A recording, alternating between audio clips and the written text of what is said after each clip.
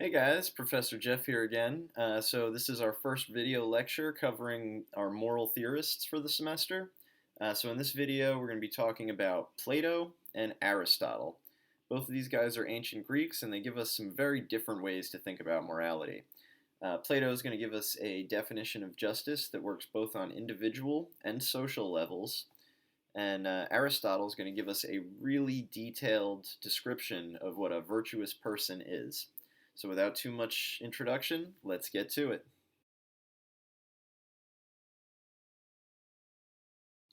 All right, so to begin here, a little bit of biographical information on Plato. He was around in about year 400 BCE in ancient Greece. This is around the same time and place as Aristotle, so they are contemporaries.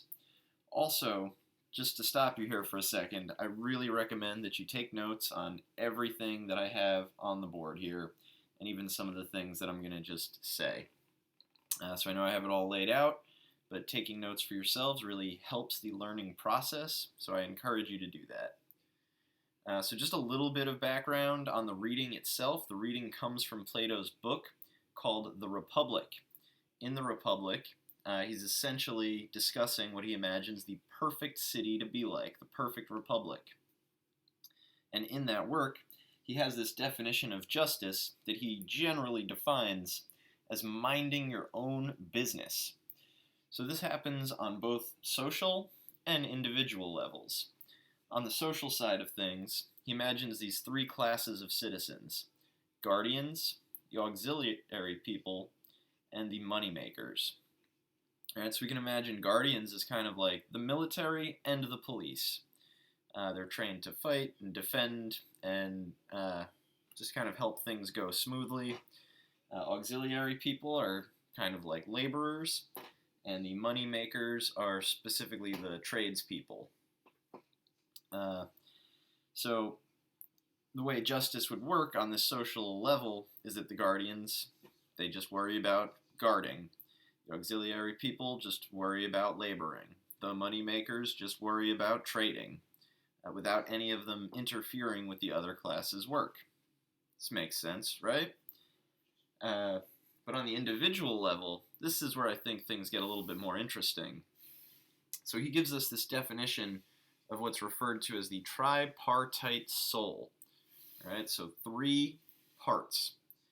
And he defines these three parts as the calculating, the spirited, which is kind of like our emotions, and the desiring, which is things we want. Okay? So for Plato, he believes that in both of these instances, all of the three parts, whether in society as a whole or within the individual person, should mind their own business. But there is one part of each of these sections that should kind of be the ruler.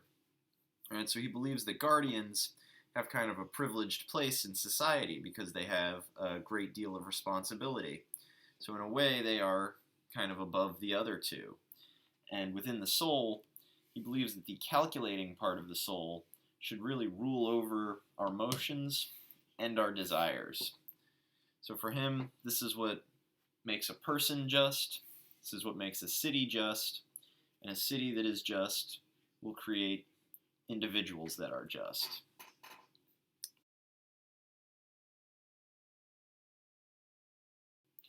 All right, next up here we have Aristotle. He was around like 350 BCE in ancient Greece. So again, he was around the same time as Plato, a little bit after him, but in the same place, generally speaking. And Aristotle had a very different way of looking at morality. He was primarily concerned with virtue, but there are a couple other pieces we need to understand here. So why should we be virtuous is really one of the first questions that Aristotle looks to answer in the reading here.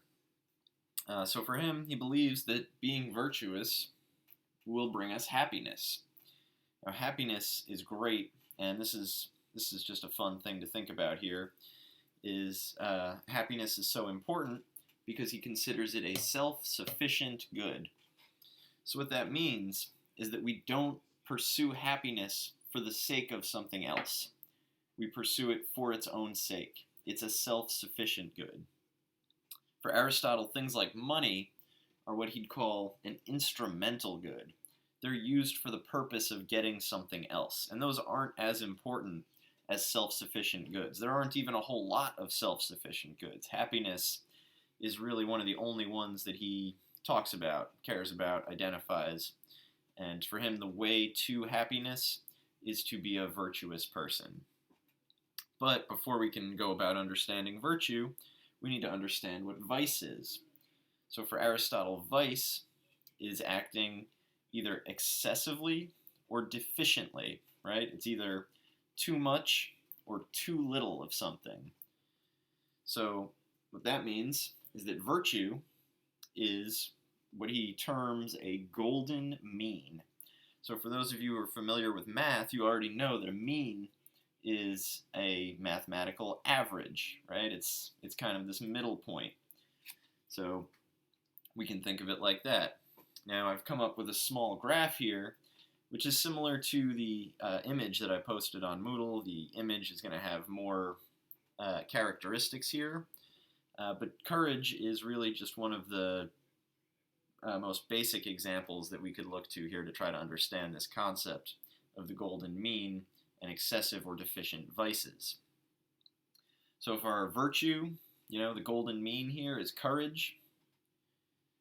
We can have not enough courage. We can be deficient in courage, in which case we would be cowards, right? But we can also have too much courage, and we could act rashly. We could just jump into situations without much consideration of the dangers involved. So there's this nice middle point for something like courage, for something like temperance, for justice, for kindness. For all of these different kinds of characteristics, there is a golden mean and a deficient and excessive vice attached to that virtue. All right, guys, that's it for today. So remember, we had a quick breakdown on Plato's biographical information, as well as the two different ways that he considers justice to exist both within the city and within the individual. And then we talked about Aristotle and why happiness is important to him, as well as what vice and virtue are, and an example to illustrate that difference. So, drop a like or a comment. Let me know which one of these theorists you like best, and I'll see you next time.